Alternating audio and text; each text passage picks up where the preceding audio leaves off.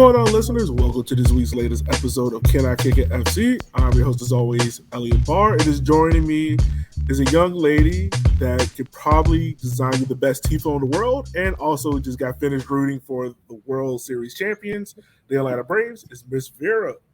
How are you doing, ma'am? I'm doing great.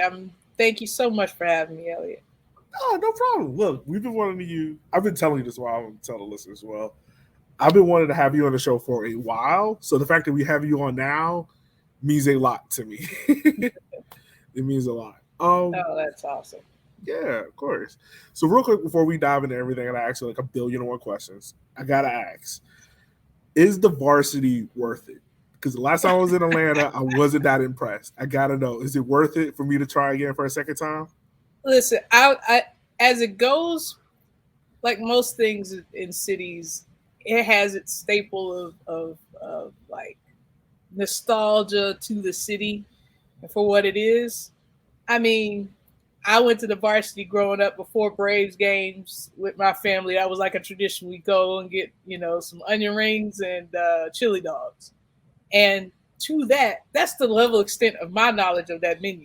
Because I don't eat much else. And the orange, frosty, Yeah. things like that. But I mean, it's a staple. It's one of those things you said you did it, but I ain't gonna force bad food on you.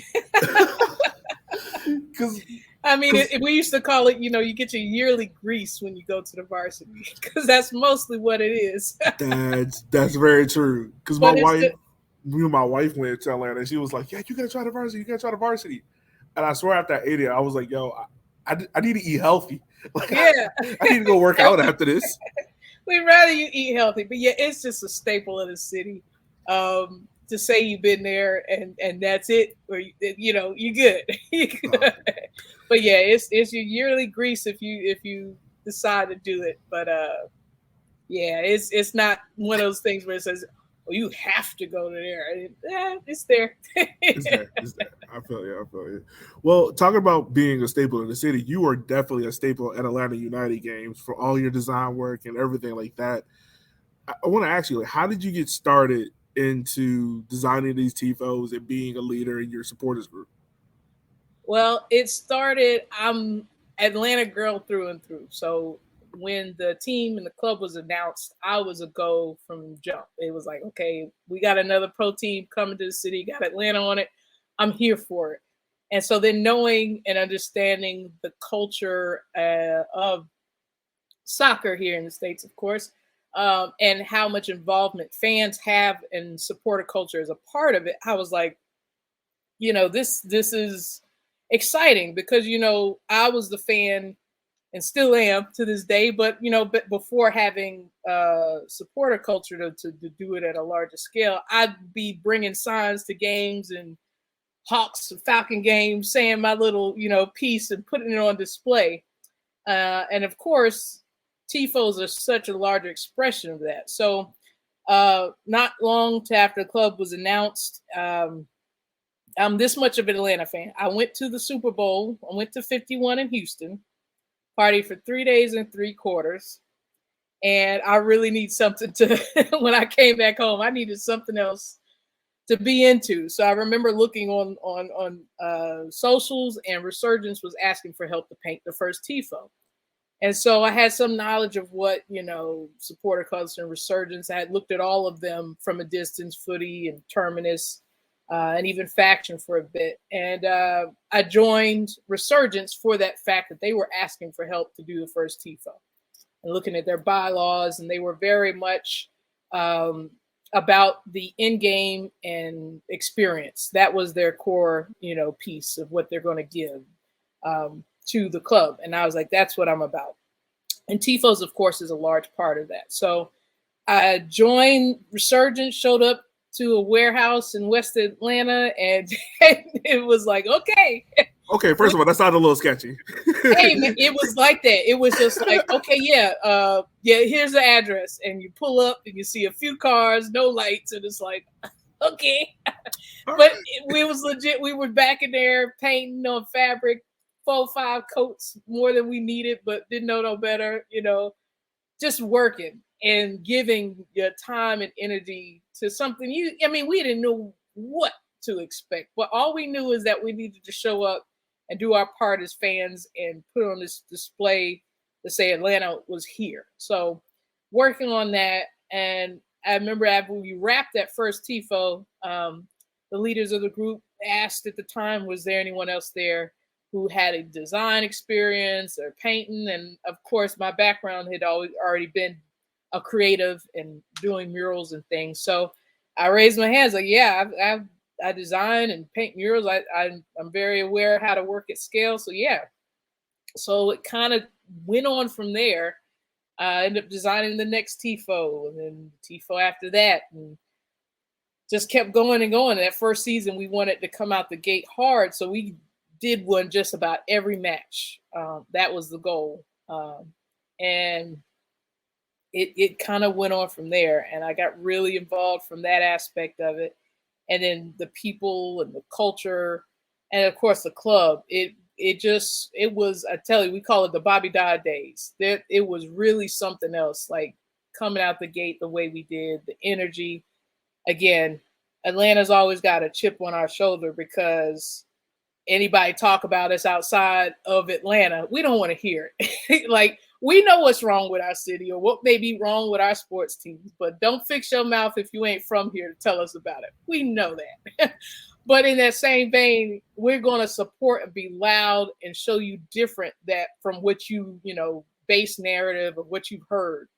And that means a lot to me. So when I did my tifos or the tifos I work on in that vein, I always use it to exalt the city and the club and put a highlight onto what we're doing here.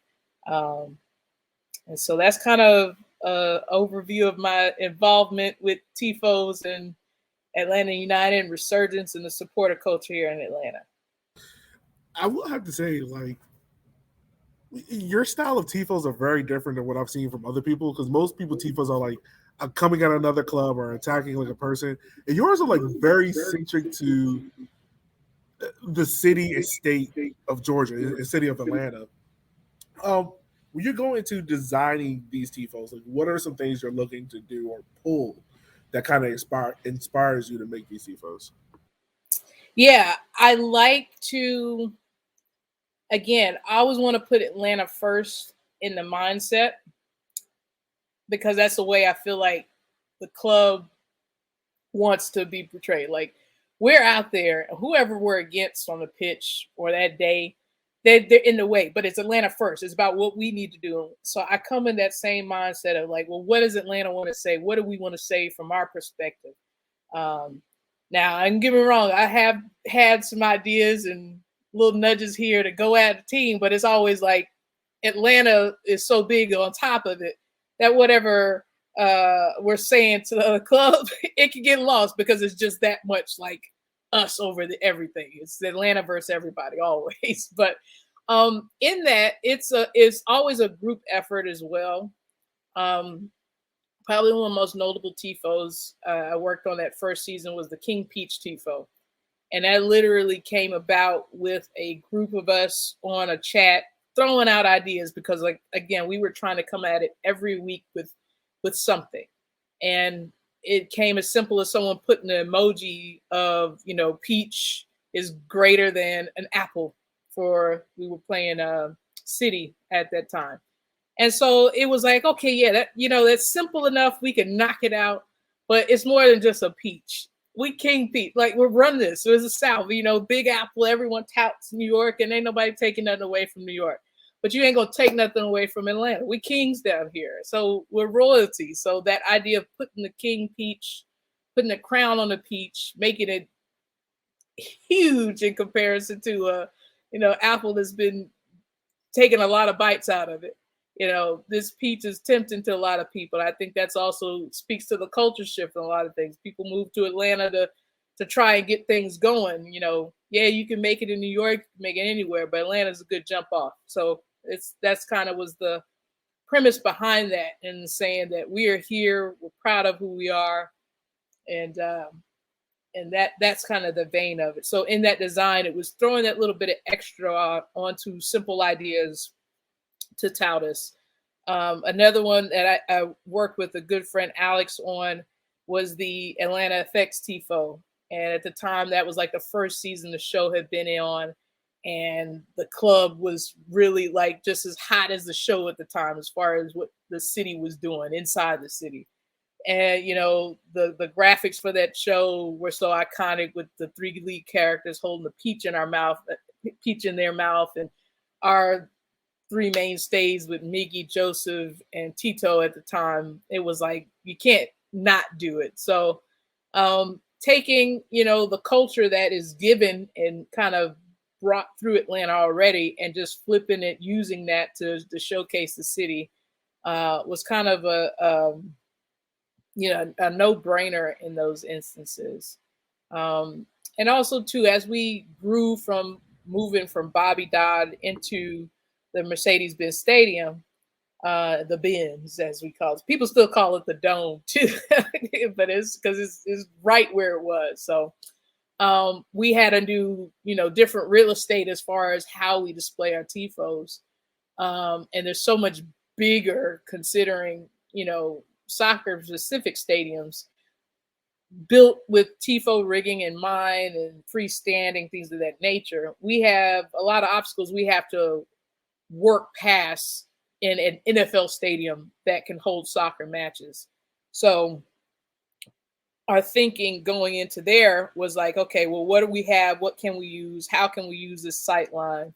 So we looked at, doing things at more magnitude. Okay, we got a big stadium, we got a big show. Let's go even bigger than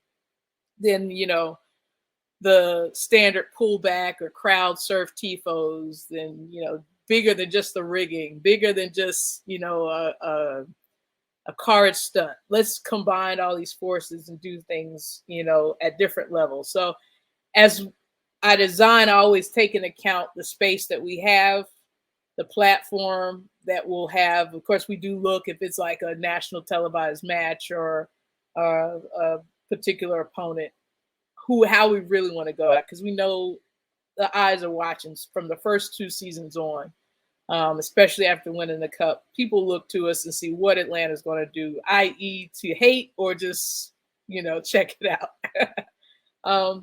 So all those things are factors that are in consideration when I do design, but it's always Atlanta first, whenever possible. I will have to say, like, ever since season 1 of Atlanta United, I've been drawn in. Like, I don't have an MLS side. I tell everyone, like, I'm a free agent, but Atlanta United is close to my heart because of how many Black people are there. And I was like, oh yeah, like I love this club. So I gotta ask you, because I've had Reggie on and a couple other Atlanta United folks on. How hot was Bobby Dodd? Because I heard it was torturing in the beginning. It was hot. It was hot.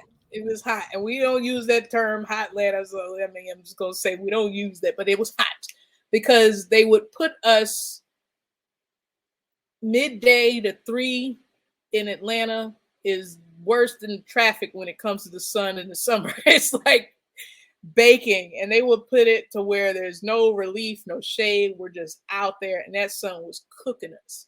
But it was wouldn't trade it for the world, because that story, and like we still were energized and went. And I tell people what was so amazing is that so much of what we created for the culture of our supporter groups here in Atlanta was so organic.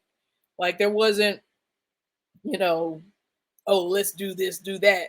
There were the opportunities to try things out, and things, we threw things out that failed and didn't work, but we threw a lot of stuff out to try it. And the stuff that latched on really was organic and came from the groups themselves. But yeah, we had several matches in that Bobby Dodd heat where it was no joke.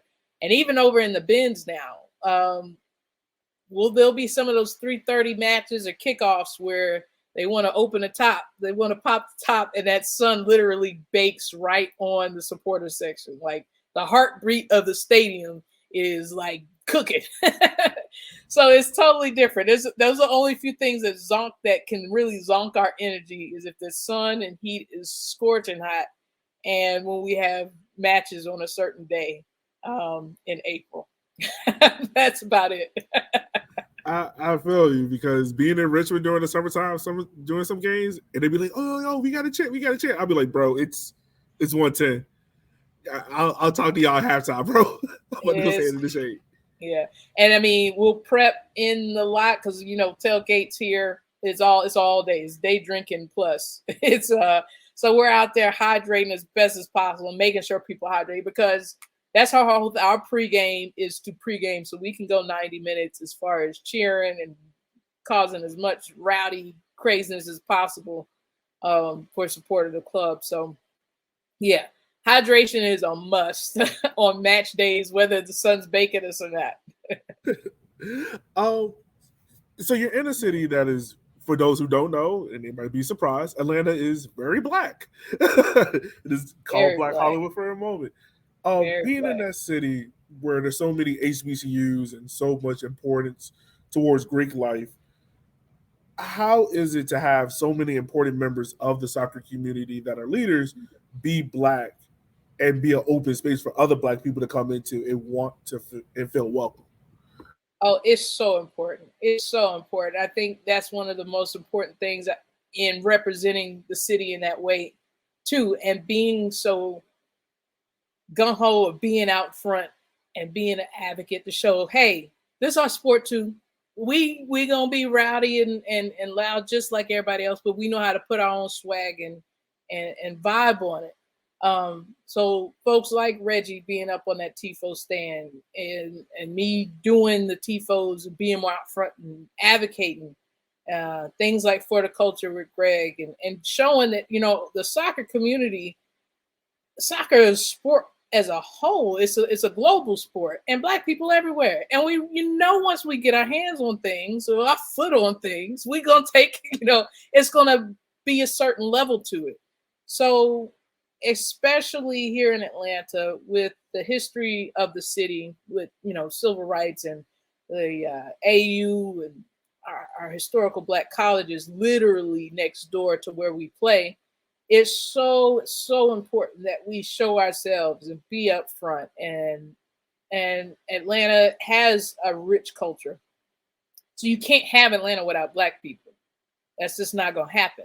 So anything Atlanta is going to have black people, from the soccer to the supporter section. So it's important that we're there showing ourselves and being there, and not just being in it, but we are leaders of the culture that we want to provide, from creating chants to creating the tone when it comes to the tifos. It's so important that we're there because that's true to what Atlanta is. It's not a facade of or trying to be. No, we're real Atlanta folk doing real Atlanta things, and we just gonna move it to the space that provides itself, for us to speak up and be there. And I think, that's one of the things that makes me, I think, extremely proud is when I see more and more black folk venture over to we call it the pit, where we party and we got the flags waving and chants and beer tossing and everything. And they come over and I give them the one sports like, you've been in sex, but stuff goes up. They know the deal. And they in there to have a good time and feel welcome. And we don't have no mess in there. So that's the energy and vibe that we want to set forth and encourage people to go. Granted, the crowd in United Matches is one of the most diverse I've seen. It's like I said, it's brought the city together in more ways than one. We don't aim solving, racism or nothing like that. But there is a moment when you're together in one setting, mixed with all kind of folk, every color, every language, and we in there cheering for this club for 90 minutes, having a good time. And it's a wonderful feeling. It's a really wonderful feeling. Yeah, I can only imagine. I want to get down to Atlanta United games. You gotta come now. See, you can't come out here and say it ain't even no adopting at this point. You done said it. Atlanta's your club.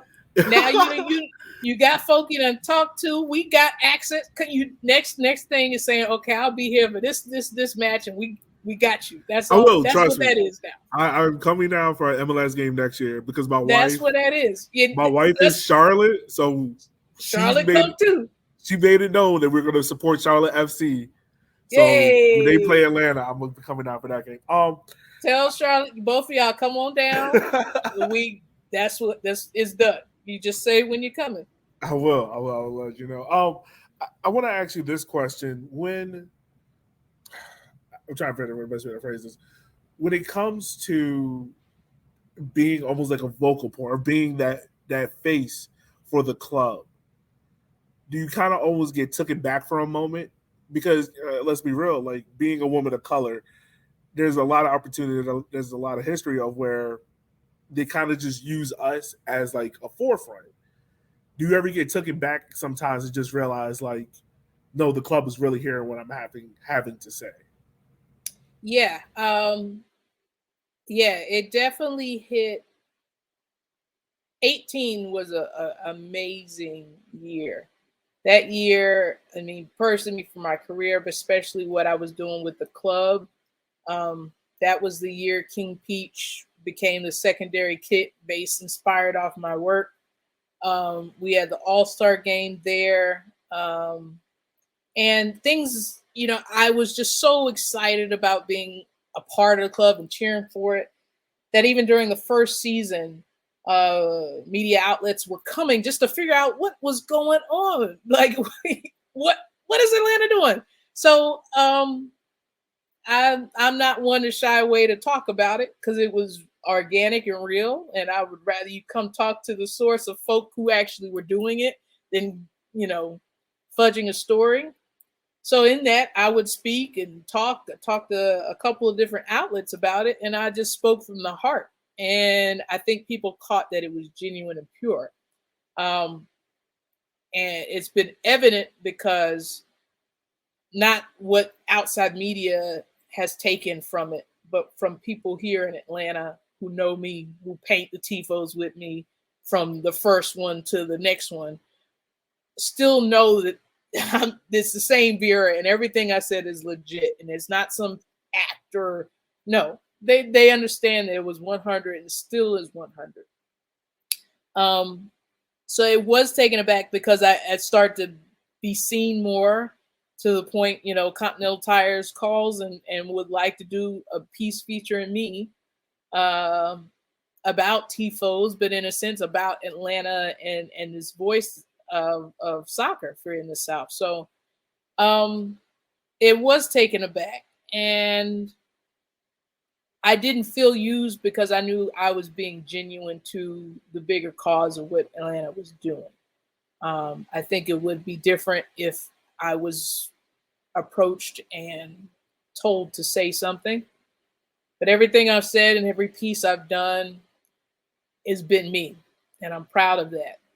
And I know who I'm making proud and who say they're proud of me. So therefore, I don't feel like I'm being used as a Black woman to put on. No, it's just very authentic in me. And that's, I live to my namesake. I'm named after my grandmother's. My name is Vera, which at the heart of the word means genuine and true. And that's how I try to live. So in anything I do, I try to give that authentic, genuine myself of who I am to the cause. And so that's how I approached everything that came out of the different spots that went up. I mean, that was just me. There's no script that people would be after the fact. They'd be like, have you done this before? No, I'm just really passionate about my city. I'm passionate about what this club is doing and wanted to do and accomplish and continue to. And I believe in it. And I'm from here. I understand the culture of the city. So I'd rather you talk to someone who believes like I do than find somebody who just, can speak well for so long for a duration. I'd rather you get the real thing and for the real people of Atlanta to see me and say, yeah, then I'm good. Yeah, look, I wish we had more people like you in the soccer universe because I can tell it's genuine. I love it. You know, I want to ask you something because you talk about keeping it real. Recently, your Atlanta Braves won the World Series, so congrats to Mhm. you. Um, have they asked you at all to design anything? Because you know, Is no, they have not. So there's a different vibe. Well, it's not a vibe. It's just different. MLS is still a young one, if you will. okay, NFL, NBA, MLB are still king. Like even in the magnitude of the championship, Atlanta United won a championship in 2018. No ifs, ands, and buts about it. It's a fact. It is true. It's a major league sport in the United States, but it's not the top tier league in the world, as opposed to NBA, MLB, and NBA and NFL. Sorry. So in that vein, is in the states here, it's still looked as a little one. Like, oh, even people in the city be like, oh, that don't really count. Like, it does count. It does count. It may not count to the magnitude of the World Series, but it counts as a ring. And rings have been made, and banners have been hung. So, in that vein, it's known of what the supporter culture here is in Atlanta. We've been reached out from every other major league team here in the city to try to convey that same energy. Um, what is so important that we let these organizations and people know is that it's organic. A lot of supporter culture is not something you can just pay off people to be over there cheering and waving. No, it has to be organic because none of it in that support section that happens is a paid fact. We spend our money, time, energy, voices to do that. And all we ask is you give us the space to do it. So when the other leagues have come and asked for that same sort of energy, we just have to be honest about it. You have to create a space that people can come and freely do it. Yeah, there will need to be parameters within, what those leagues allow, but it needs to be organic in order to it to fully catch on and I feel like succeed to the level that United has created or our supporter cultures have cultivated. Um, as far as like tifos and stuff like that, I think MLB and the Braves they understand but not fully aware. And honestly, I'm gonna figure out how to make it happen. I'm actually in the works of figuring out how to make it happen in a couple of other spaces for our other major league sports. So um, I'll be honest with you. We can say it now at the time of recording. United did not get a home match. But if we did get that fourth spot, there was to be a home match and there was going to be a home tifo. And there was going to be a hometown tribute, not just to our club, but to the city and to what the Braves did accomplish. So, and for me personally, that's what was going to happen. We were going to you can save it for match day definitely one next year. You can save it for match day one. that's what I'm saying. We still like, hey, we had a schedule as far as I'm concerned because Acuna wasn't even out there doing what he needed to do. So we had a schedule. Hey, But in that, the opportunities have presented themselves in so many ways from the magnitude and success of Atlanta United and me being so outwardly there in support of it and people even knowing more so my support for Atlanta overall. So um looking to create more opportunities and hopefully talk to some more people to see how we can do that, um not every place is built for it, but there are ways in which you can execute um, things to that nature. So we'll see. I'm never going to rule that out because again, it got Atlanta on it, whether it's in Cobb or not. It's got Atlanta on it, so I'm riding for it. there you go, as always. Well, V, I just want to say thank you so much for taking the time out of your day to talk to us. You are an amazing, amazing person to talk to. Oh, thank you so much. I'm really again. I told you before. I'm very humbled when getting asked for these opportunities to speak with whoever it is, but especially by my people. That means the most to me. And I'm always here to encourage us to be seen and heard. And so much of that is us just going out doing what you love and being your authentic self when you do it, um, and being proud of your work. Things will come from that. I do believe in it. I'm seeing it. I'm a walking, living testament of it. Um, but we have to encourage ourselves and our community continue to be our voice, and don't shy away from it. I mean, I can't lie. It took me a lot to get to that warehouse that first night because I was like, I don't know what I'm walking into, and I got anxiety, I understand. and okay, but my passion led me, a prayer guided me, and I got in there, and I'm still moving and doing. So um, that's all we can do is keep moving forward in that aspect. Understandable. Understandable. So, real quick, I have a couple of either ors for you. It's a little game All that we right. played in just to close out the podcast. So, you ready? Yep, I'm ready. Yeah, I'm gonna let you know they're not easy, so you can relate to be honest. So, all right, you have to root for one team to get Atlanta into the playoffs: New York or Orlando. Ooh, New York. Okay. Now, okay, that's an either or. I went for just city wise. You didn't say which New York team though. You're right. I did it. So you caught on. You caught on. So All I right. just said New York.